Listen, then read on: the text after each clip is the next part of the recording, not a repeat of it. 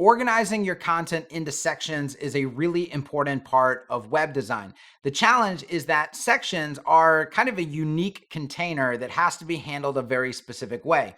First of all, your left and right padding in your sections needs to always be consistent. This ensures that your content from section to section is aligned properly on the left and is aligned properly on the right.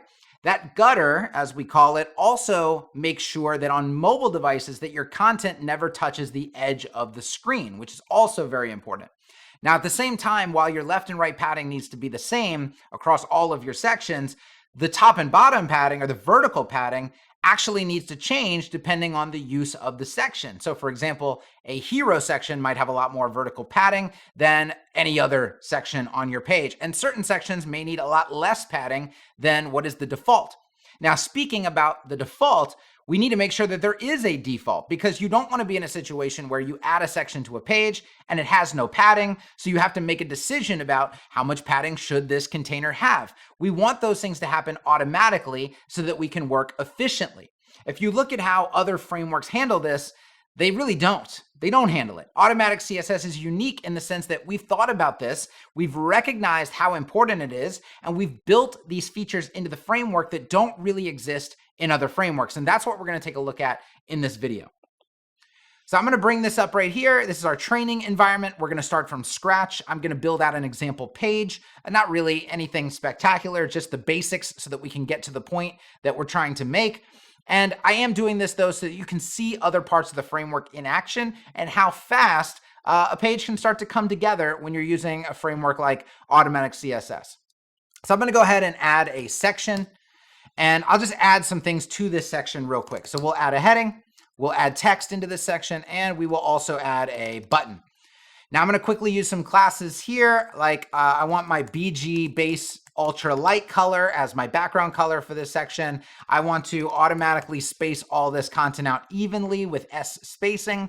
I want to say that this is my hero, and this text we can just grab from lorem ipsum, maybe this first sentence here, kind of a little bit of a lead. And then I want to sculpt that with width L because I don't want it to be so long. And then I want this styled as our button primary so that it looks according to the defaults that I have set. I also want to come in and give this a little label. So this is call to action.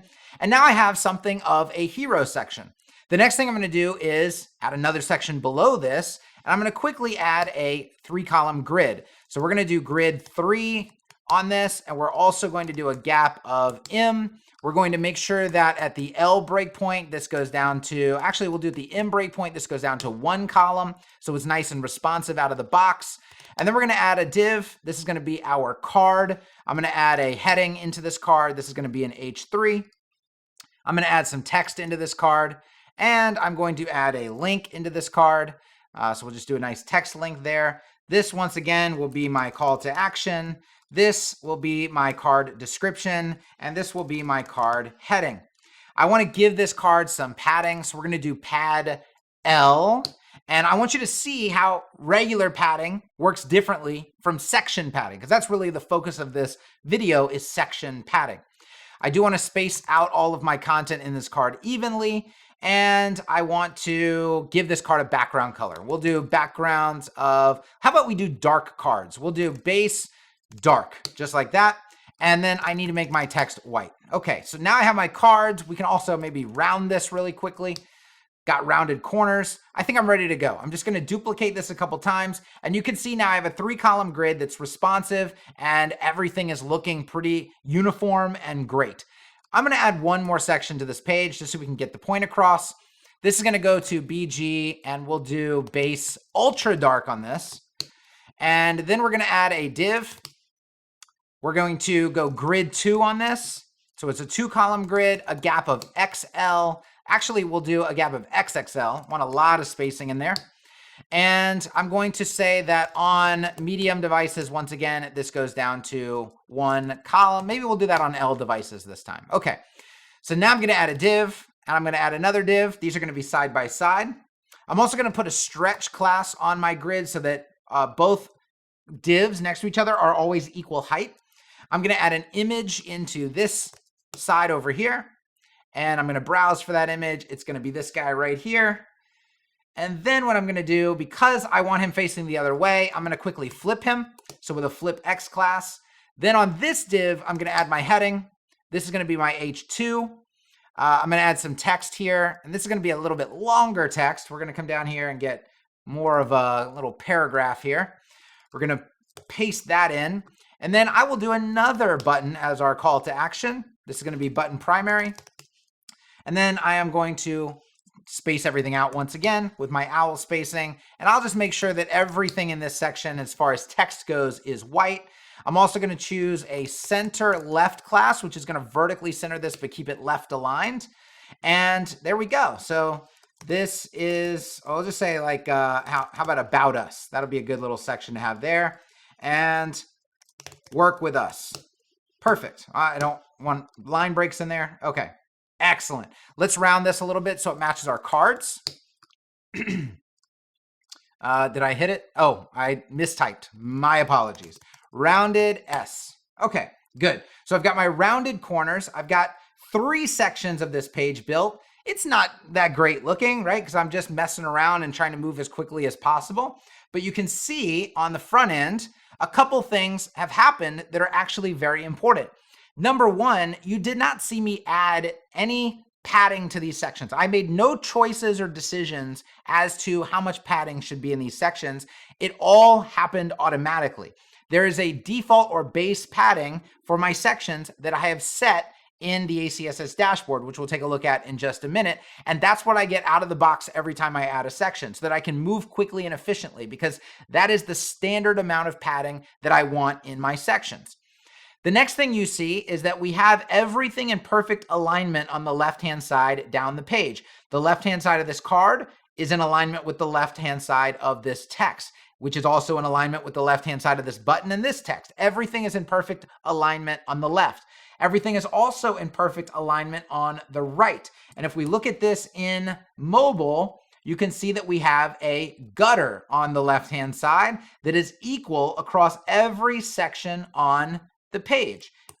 All things that I said were very, very important. Now here's where we get into adjusting easily your section padding, because this actually doesn't look the way that I want it to look. I want this hero to be bigger, to be taller. I want it to have more vertical padding. I want this section, because it just has cards in it, doesn't have a heading or text or anything else.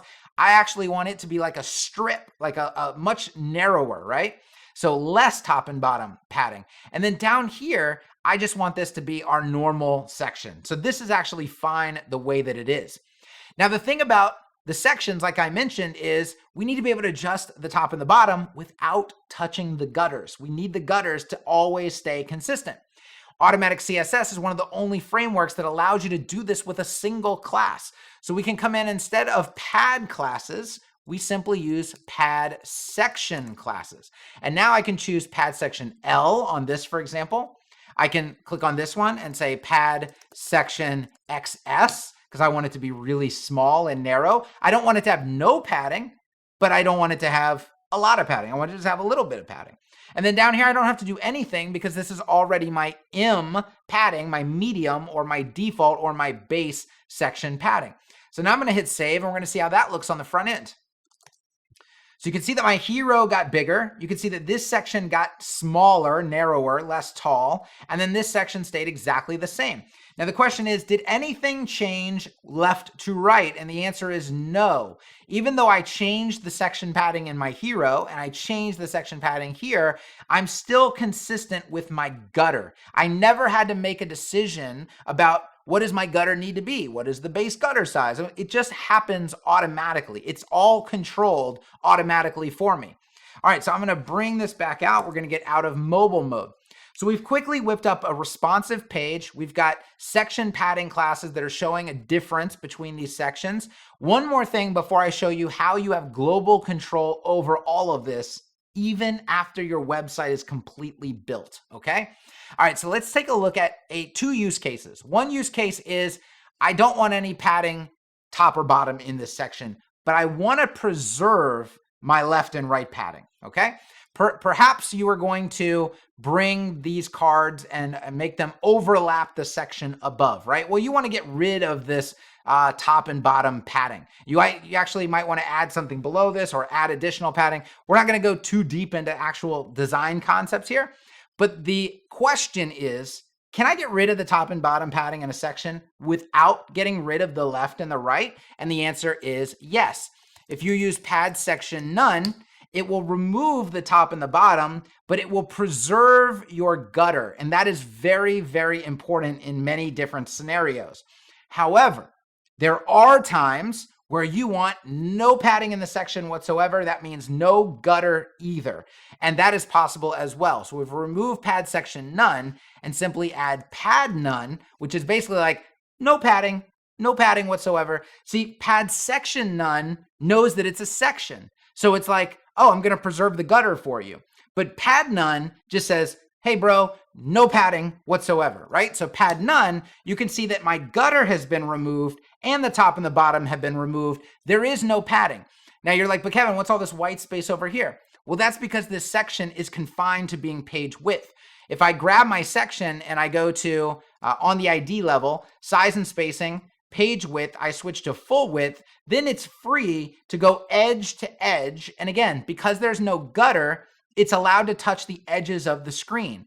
Versus if I took off the pad none, even though I'm full width and I go pad section none, you can see that I remove the top and the bottom, but I still retain a gutter. So it works either way. If you need a gutter, you can have your gutter. If you don't want a gutter, you can get rid of your gutter, all without going to custom classes or custom CSS or anything like that. So let me go ahead and undo these because I actually do want my XS padding there. And I'm going to go back to page width so that we can look how we looked. And there we are.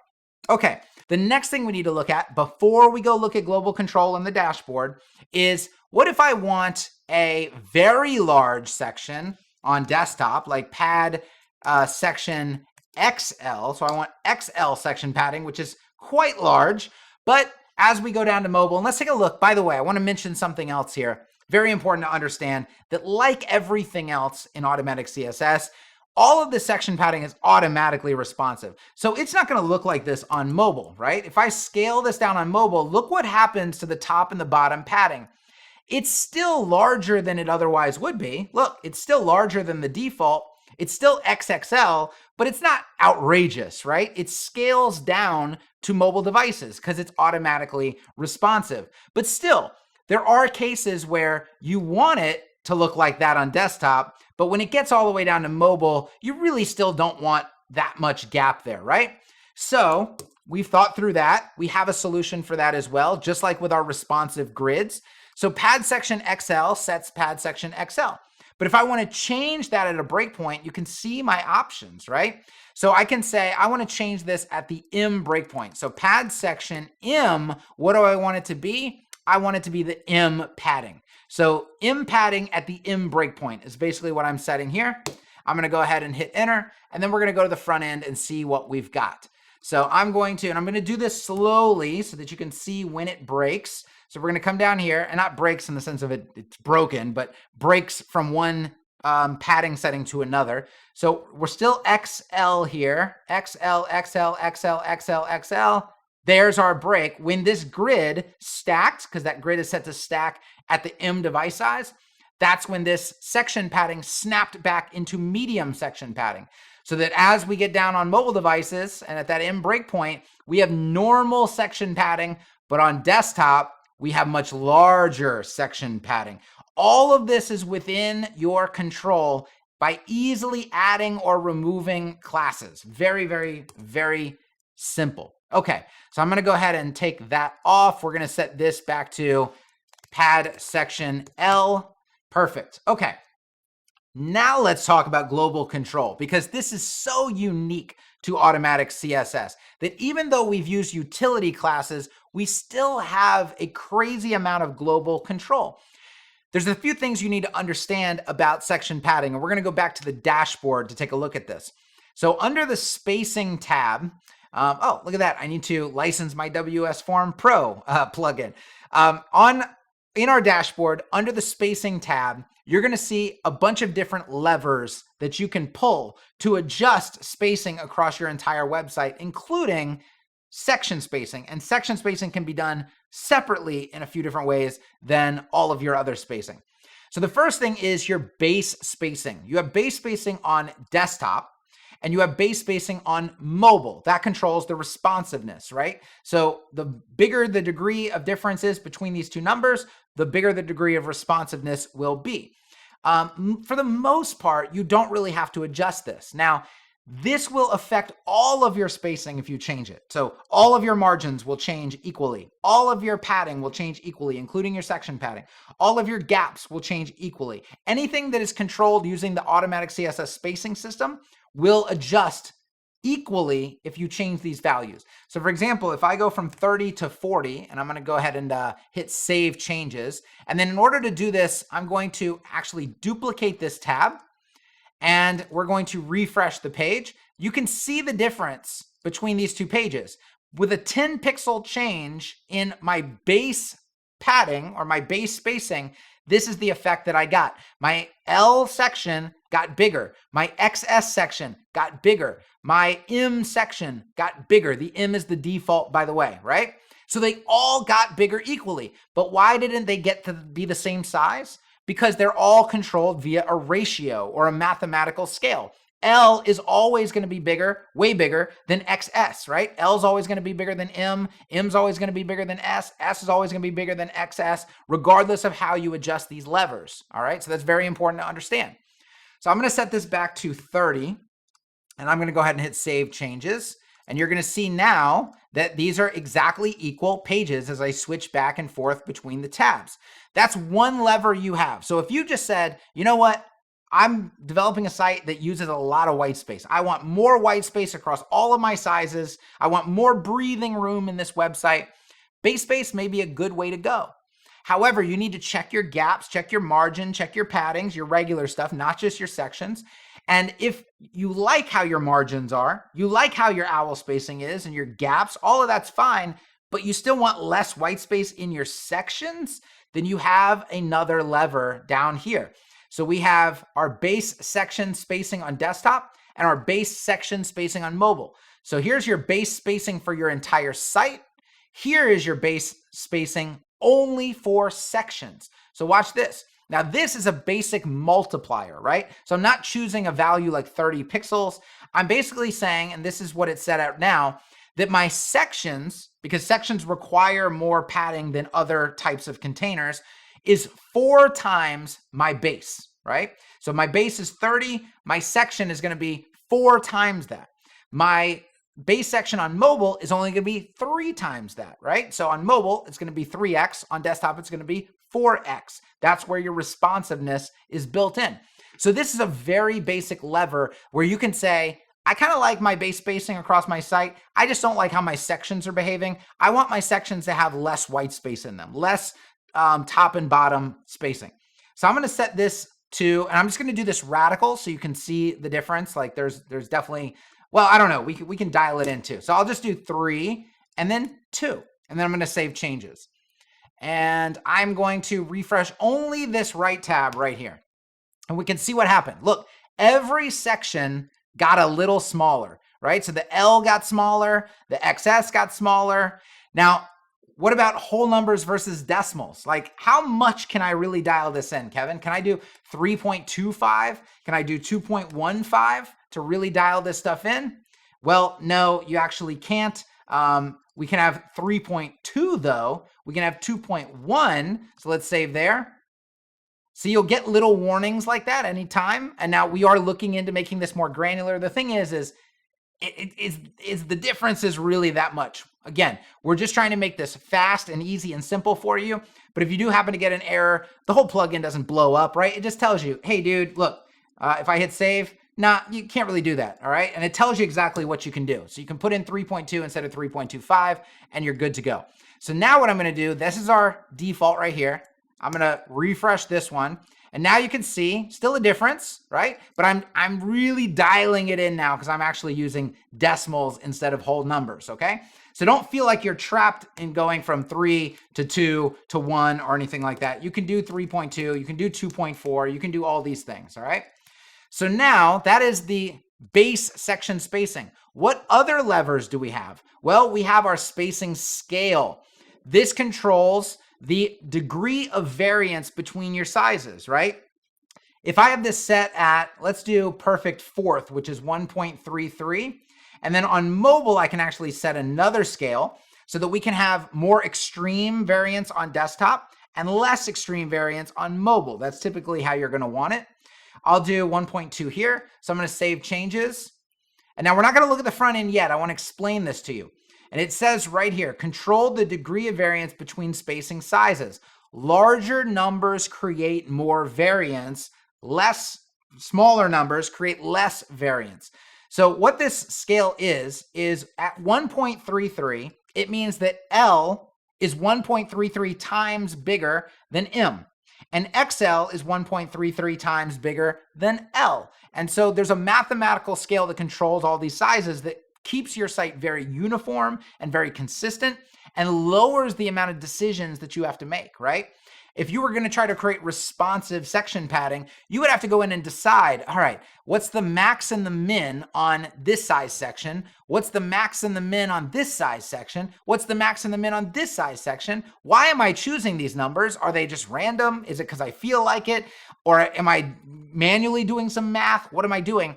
With ACSS, you don't have to make any of these decisions. All of these decisions are controlled right here from the dashboard. Everything recalculates for you automatically. It's set it and forget it once you get it dialed in, right? And the defaults out of the box work really well for most use cases. So you may not even have to touch this section, but it's there if you need to touch it and you need to dial things in. So let's show you exactly what happens here. If I set my desktop spacing scale to 1.125, and then I set my mobile to 1.067. You almost always want the mobile equal to or less than your desktop. I'm going to save these changes. Remember, this is our kind of source of truth here. There are defaults. This tab is what our changes are. Now look, the degree of variance is different. This is L, right? It's still bigger than this, which is XS. It's still bigger than this, which is M.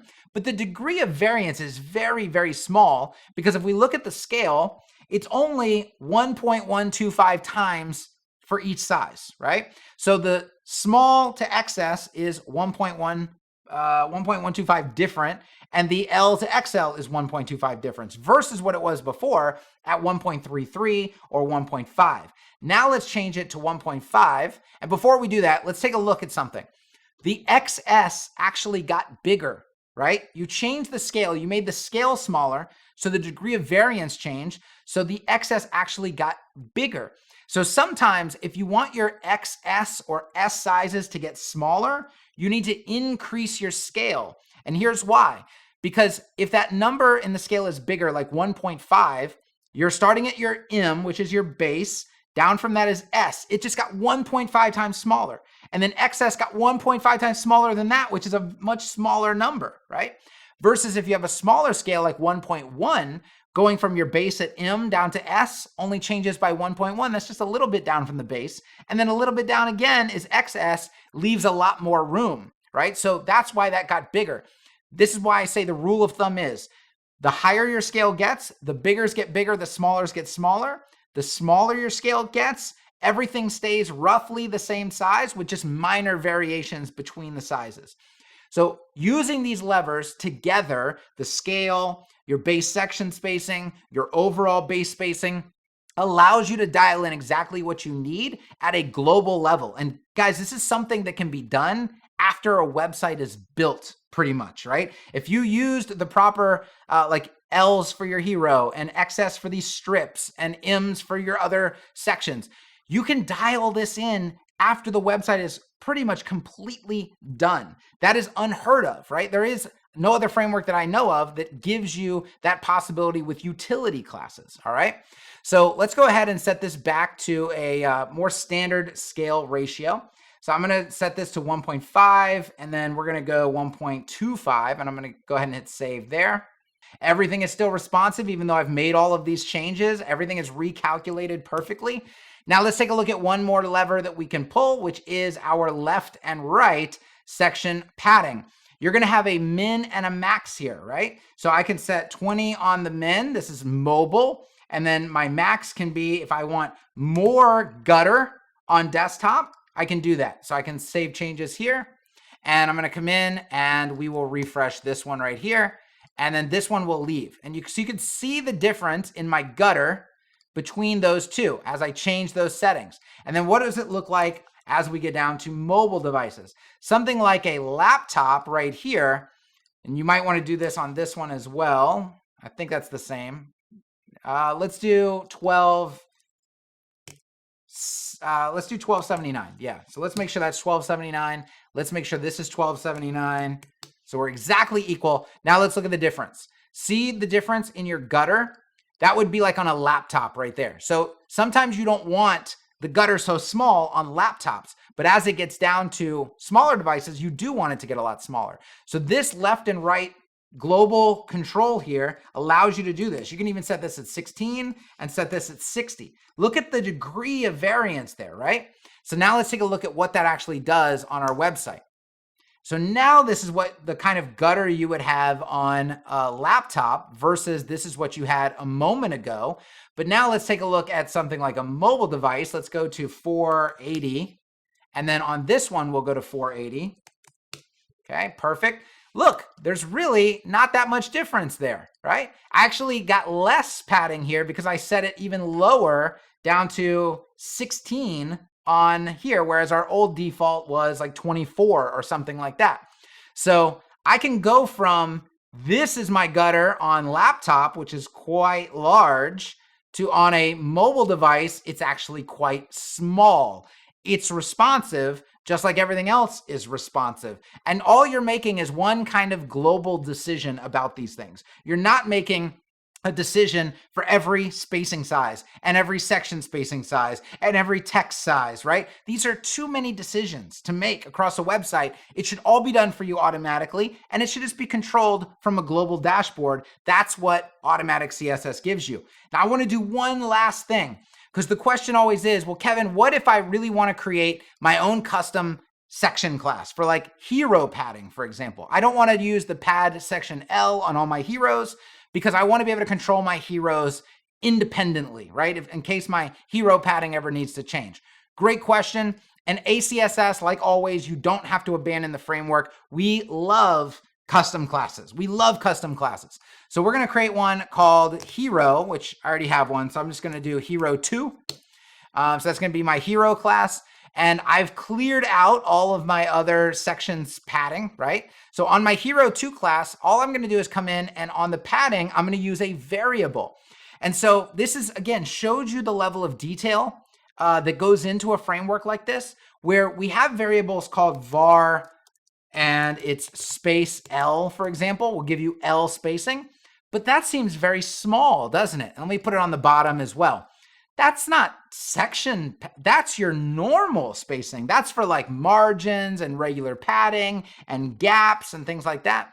What happened to sections? Well, exactly. So we go the extra mile and we give you var section space variables. And now here you are with a section spacing that perfectly matches the pad section L class. It's hooking into the Automatic CSS section or spacing system for this custom section padding. And now, if you didn't have this Hero2 class yet, maybe you were just building this page and you're like, oh, there's my hero, so I want my Hero2 class. Bam, you get your same section padding. And I'll show you this, guys. Look at this. It's very important that everything is very consistent, right? So here is, let's do this. Good. So now they're both exactly equal, right? And this is using my Hero2 class. I'll inspect this and show it to you. So there's my Hero2 class right there, controlling my section padding. All right, so now watch this. On the page, I am going to remove the Hero2 class and put pad section L. Okay, so I've gone from a variable now, or a custom class with variables, to the normal class. And I'm going to hit save, and I'm only going to refresh in this tab right here. So I refresh here. And you can see now, if we go back and forth between the tabs, one is the hero class, the custom class with the variables. One is the pad section L class. Is there any variance whatsoever? None. Zero, not even a millimeter, right? Nothing. It is perfectly the same. That's the kind of consistency you need for when you're going from here I am using utility classes to here I am using variables. Zero change whatsoever. Very important. It's all responsive. It also has dual layer fallbacks. So browsers that don't support clamp, we go to a calc function. Browsers don't support a calc function, we go to rim values, pure rim values. Dual layer fallbacks that you don't have to think about. They're already done for you. When you change all of these sizes globally with the dashboard, guess what? All of your fallbacks are recalculated. We're not just recalculating the main thing that you're seeing, we're recalculating your fallbacks as well. All automatic because it's automatic CSS. This is one of those feature sets that when you use another framework, you go back to an old site, maybe built on another framework, and let me get out and go back to camera here. This happens to me all the time. I've been building websites for a very, very, very long time, right? Plenty of websites before automatic CSS ever existed. I go back to one of those sites and I'm trying to do stuff and I'm like, oh my God, please give me back a CSS. I need my section padding classes. I need my section padding variables. I don't want to make these decisions. I just want this to be fast and efficient. That's the feeling that you are going to get. Once you have used automatic CSS and you've built a site with it and you've gone through, building all of these sections and making them or having them be responsive automatically, and you're not having to make these ridiculous, decisions of mins and maxes on this size and that size and this size and that size across section padding and text and gaps and all of that. You realize how efficient this is. You realize how much time it saves you, how easy it makes your life. And like I said, the real test is after you've used this for a month or two, go use a site that doesn't have it and you'll know exactly how valuable it is. It will stand out to you. You'll be sweating bullets. You're like, I can't do anything. I don't know what I'm supposed to do. I got to get back to automatic CSS, right? Because it does so much for you. It makes life so much easier. So that's it. That's pad section classes in automatic CSS, as well as section space variables. We talked about the global control that you have in the dashboard. This is just really, really powerful stuff. If you have any questions, drop your comments below. If you like this video, hit like, hit subscribe. If you don't have your copy of ACSS yet, go to automatic.css.com. Cheers.